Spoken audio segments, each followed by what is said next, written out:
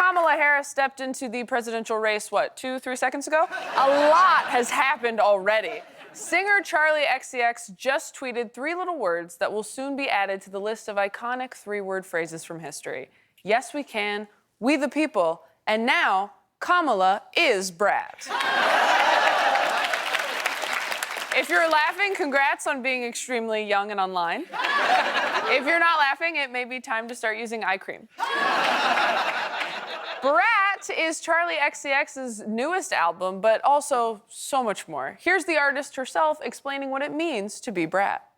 You're just like that girl who is a little messy and likes to party and like maybe says some like dumb things sometimes, who like feels herself but then also like maybe has a breakdown, but kind of like parties through it. It's very honest, it's very blunt, a little bit volatile. Yeah, like does like dumb things, but like it's Brat, you're Brat. That's me when they asked me to describe the show. I've personally never partied through a breakdown. I've worked through a breakdown. I'm doing it right now. Obviously, you don't immediately think of Kamala Harris when you think of a messy party girl. You may not think of me either, but I too am Brat. Yeah. Okay? No, I am Brat for sure. For instance, last night, yeah, I checked my phone in bed. Yeah, that's right. You, blue light, I don't care. And then this morning, I ate my gummy vitamins on an empty stomach. You know? And then when I did my morning journaling, I did a little drawing of the sun, and the sun was winking. Yeah, pretty flirtatious. Like, okay, sun, calm down. I don't have my SPF on. We need to use protection. Middle-aged network news anchors have been struggling to explain the Brat phenomenon. Just that girl who is a little messy and likes to party and maybe says some dumb things sometimes, end quote. So is the idea that we're all kind of Brat and Vice President Harris is Brat? I don't know if you're Brat. I think you aspire to be Brat. Right. Okay? You don't just become Brat. Oh, okay. You have to try. You can work at it. I will aspire to be Brat. I will aspire to be Brat. It might sound kind of stuffy of him to say that, but the sentiment is correct. And I hope Jake Tapper achieves Brat. Maybe after the evening news, we'll see him DJing in a little mesh tank top with his nipples out. That'd be fun. Yeah. Looks good. Looks good. Here's Rachel Maddow also trying to break it down. Last night, Charli XCX tweeted this: Kamala is Brat. To be totally honest with you, I'm not really sure I know what that means, but apparently the internet knows. Kamala Harris overlaid in green to a song off of the record Brat. Me just calling it a record. There I go. The newly minted Harris campaign is fully leaning into their candidate being memed. They changed their campaign Twitter background to look like the Brat album cover. I really wish Walter Cronkite was alive to have to say this. And that's the way it is, you messy bitches.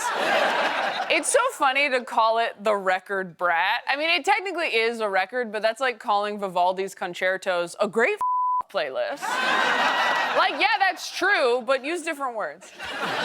It's not a bad idea for the Harris campaign to embrace the memes. That's how we understand the world, in memes. I think when we go into the voting booth, this is what we should see.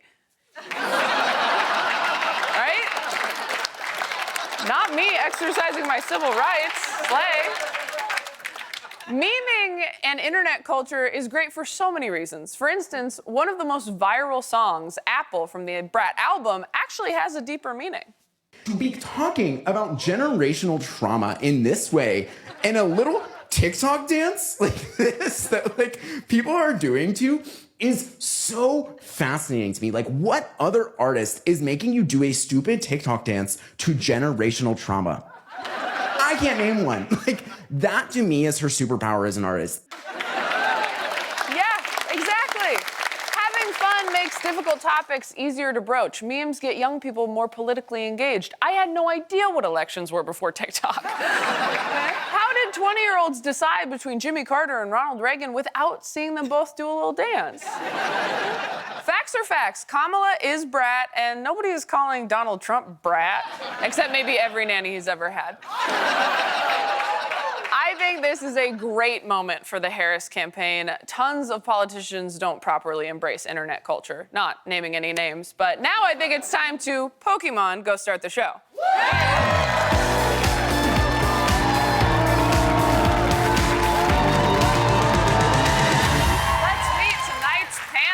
You can see her in the new movie, My Spy, The Eternal City, streaming globally on Prime Video now. It's Anna Faris!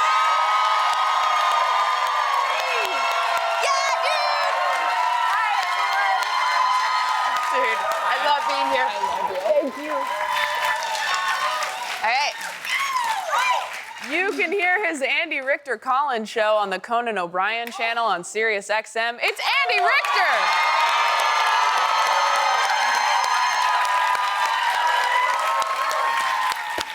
Hi. Hello. Hello. And you know her from SNL and can hear her as Nellie in Disney's new animated comedy Primos, out July 26th on Disney+. It's Melissa Villaseñor!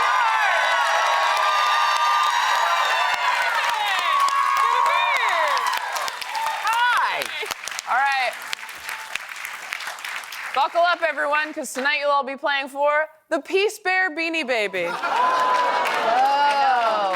I invested in this instead of stocks, and now I don't own a home. So, since it's Brat summer, how are you all being messy this summer? Andy? Well, first of all, I was disappointed when I found out it wasn't Brat summer. Being from the Midwest, I was hoping it was going to be a literal sausage party. But the messy part of it, you know what? I think this summer I'm just gonna apply the gold bond in public. Oh! Yeah. That's real messy. Yeah. I love it. I love it. Yeah. Liberally dust. Yeah. Yeah. Anna, how about you? Well, about 2 hours ago, I was too lazy to change from my boy shorts that I normally wear to a thong. Yep. That's so Brat. Oh my God. Yeah. Melissa, how about you? How are you being messy? I mean, sometimes in the middle of the night, if I have a little booger, I put on my nightstand. There's no collection. I toss it in the morning, but, you know, don't worry. But just for the night. Just for the night. Yeah, I think that's good. That's just sensible. That's just Yeah. good sense. Well, yeah, I'm not gonna wake up my body to go trash it. Just No. wait till sleep's important. Sleep is important. Absolutely. All right, let's get into it. The Olympics are happening in Paris this year, and you know what that means. All of your favorite sports. I'm talking throwing stuff, lifting stuff, and now breaking stuff. Yo, this is B-Boy Jeffro. And I'm B-Girl Sunny. Representing USA Breaking. I'm super excited to represent breaking as a culture, as a sport, as an art, and just represent myself and my family. Basically dreamed of this since I was like a baby. Check us out at the 2024 Paris Olympics. That's right. Breakdancing or breaking is now in the Olympics, which means Garfield's going to Paris.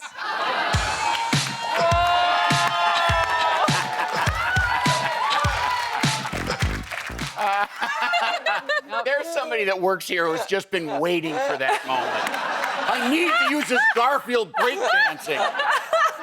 Look, I will say, as someone who's on the internet a lot, it does feel really good when a video you found online ends up in the show. Right. You're like, that was me. I found that naked in bed at 12 a.m. That was me. Breakdancing is obviously the coolest Olympic sport there is. So what's the next cool kid activity that will become an Olympic sport? Sex. I mean, no. You got to do that first. Oh, yeah. Oh, well, thanks, Andy. Now say it again. Sex. There you go. You can't say it too much. Sex. Oh, no. Sorry. Andy. Crusty sock hiding. Oh, yeah. And Melissa. Extreme hopscotch. Yeah. Yes. Actually, it's not. I guess it's not that cool. I'm gonna give it to you. Oh, Whoa. somebody thought it was cool. I did.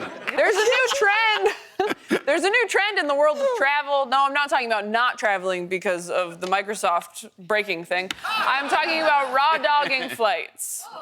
Yeah, it's not what you think.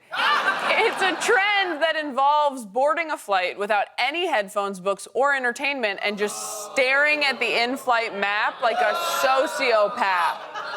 Yeah, it's bizarre. But what's more bizarre is that apparently we can now say raw dogging on CBS. CNN did it. So, panelists, what are some other terms for traveling? Anna. Dry humping. That's when you hit turbulence over Arizona.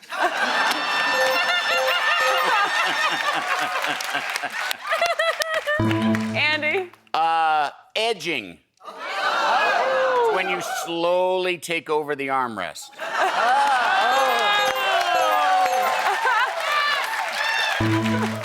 Melissa. MILF, when your plane get canceled and you say, man, I'd like to fly.